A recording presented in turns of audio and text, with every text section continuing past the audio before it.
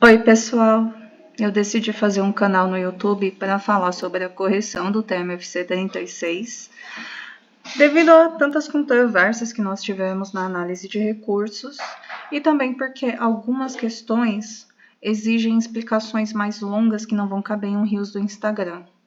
Uma dessas questões é a de código 31, que é uma mulher de 28 anos de idade apresentando menstruações irregulares há quase 2 anos, ocorrendo em média a cada 2 meses, e isso está associado a ganho ponderal associado a estresse.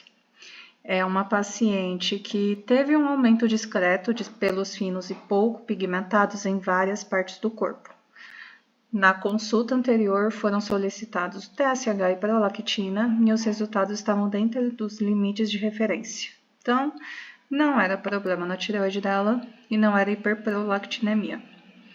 Foi então prescrito medroxiprogesterona, fazer o teste do progestágeno, né? Para ver se vem a menstruação e teve indução de sangramento ali. Você está num contexto de serviço que não tem uma ultrassonografia transvaginal para fazer a confirmação diagnóstica através do exame de imagem.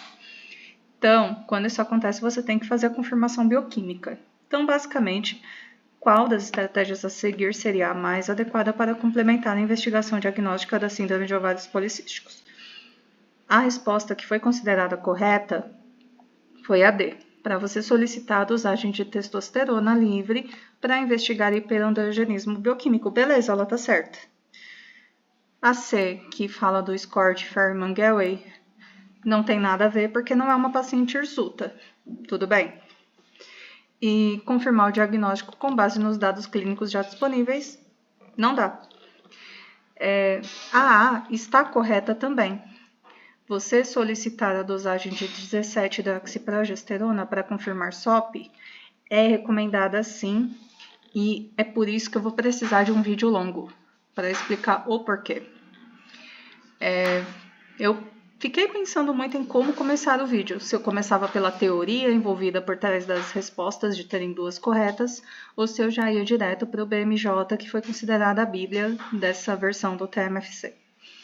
E vamos começar pelo BMJ, desculpa. Abri ele aqui. A gente tem um arquivo de 107 páginas sobre esse tema. É um tema denso. A gente tem coisas muito recentes e em 2001 a gente teve uma discussão grande sobre a correlação entre 17-hidroxiprogesterona como um teste de screening para para investigação diagnóstica da síndrome de ovários policísticos.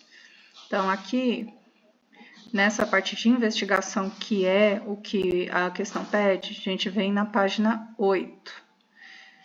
Que a gente tem, né, a abordagem, a história, o que esperar no exame físico.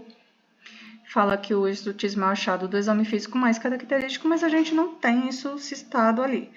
A acne pode estar presente, mas não é citado. A alopecia pode estar presente, não é citado.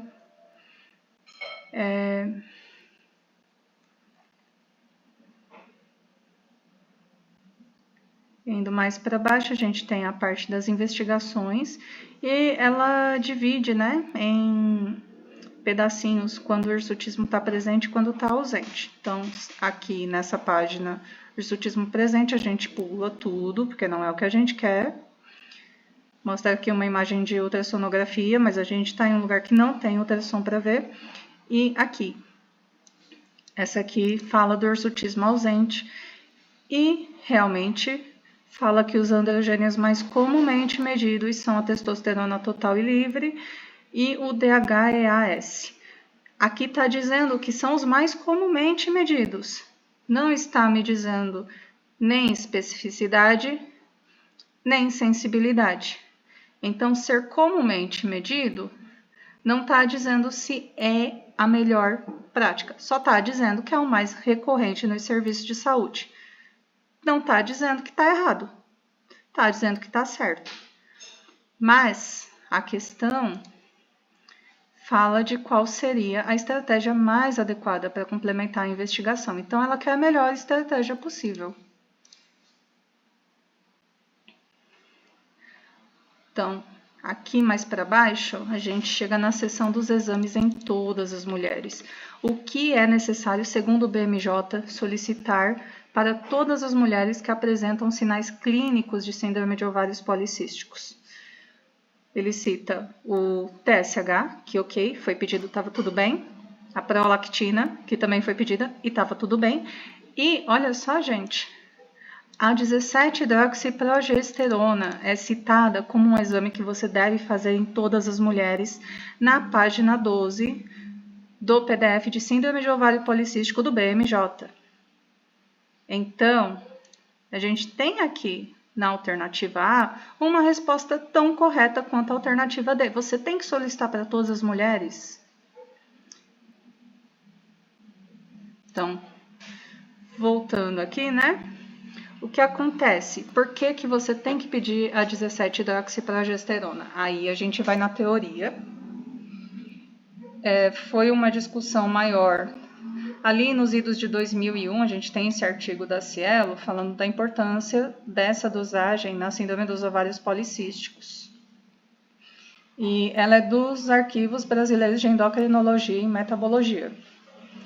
Aqui no resumo, que resume bem, tá? Não vou passar pelo artigo inteiro. Ele fala que fenotipicamente não tem diferença de você bater o olho e falar se uma mulher está com SOP ou se uma mulher está com uma hiperplasia adrenal. Você não consegue fazer essa distinção. E a análise feita nesse artigo foi de vários marcadores bioquímicos para isso, incluiu a testosterona livre, e a inovação nesse artigo foi a inclusão justamente da 17-hidroxiprogesterona. E eles viram que ela está elevada numa porcentagem maior entre as mulheres que realmente têm confirmadas a SOP, até do que a testosterona livre e outros marcadores, como a correlação entre a FSH e a LH, que você tem que fazer a razão delas. Então, ela é muito mais sensível, né? E para falar um pouquinho mais desse artigo, o que ele trouxe para nós é que você tem uma resposta maior dessa estimulação por ACTH nessas mulheres com SOP, igual você tem nas mulheres que têm hiperplasia adrenal. O que difere é o quão sensível elas são. Uma mulher com hiperplasia adrenal é muito mais sensível à ação do ACTH. Então, você usa a 17-hidroxiprogesterona ali de rastreio, e se você faz um teste depois, posterior, pela ACTH, você vai ter um aumento de valores basais da 17-OHP maiores do que 1.200 nanograma. Você vai ter uma coisa muito mais exuberante nas mulheres com problema de adrenal. Na SOP você vai ter um aumento, mas vai ser um aumento muito mais discreto. E isso acontece também quando você analisa a própria 17-OHP. Você vai ter um aumento dela na síndrome de ovário policístico, ali na faixa de até 30% do valor de referência. Mas quando é uma mulher com hiperplasia congênita, esse aumento vai ser ali acima de 200 nanograma por decilitro. É um aumento muito maior, mas nas duas aumentam. Esse é o resumo. Então, você tem que pedir para todas as mulheres que você suspeita da síndrome de ovário policístico este exame da letra A, e você tem que ver os valores que vão vir. Uma coisa interessante aqui, eu peguei essa tabelinha, esse esqueminha da Medcoff, tá? Dando créditos, e aqui você tem aquele mapinha bioquímico, né, da conversão dos cortisóis, dos mineralocorticoides, dos hormônios sexuais, enfim. Você tem aqui que ela é um precursor tanto do cortisol, o que acontece a ação das enzimas lá na adrenal não vai descarboxilizar, ela vai acabar com 21 carbonos, vai se convertir em cortisol nas adrenais, mas quando você tem uma conversão nas suas gônadas, a 17-hidroxiprogesterona vai perdendo carbonos. Então, ela acaba aqui como testosterona, que tem 19 carbonos. E isso vai causar uma androgenização da mulher. Aí vamos ver aqui a resposta da pessoa que analisou os recursos. Foi de que a questão está certa, de que não tem nada de errado, que não tem duas respostas certas. Ela justifica falando bastante dessa parte do hirsutismo, porque muitas pessoas encaminharam para eles falando que a paciente é hirsuta sim, que por ser hirsuta ela teria SOP confirmada pela parte clínica, mas essa daí realmente está errada, porque os pelinhos fininhos, essa penugem, não é sinal de hirsutismo. Ela é uma hipertricose, realmente não tem o que falar aí. Mas no segundo parágrafo ela cita: diante da indisponibilidade da ultrassonografia e da ausência de hiperandrogenismo clínico claro, a conduta mais apropriada é a investigação laboratorial com dosagem de testosterona livre para investigar hiperandrogenismo bioquímico.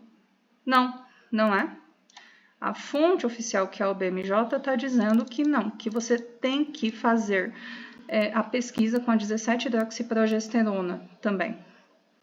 Você tem que fazer o rastreio obrigatoriamente usando ela para todas as mulheres.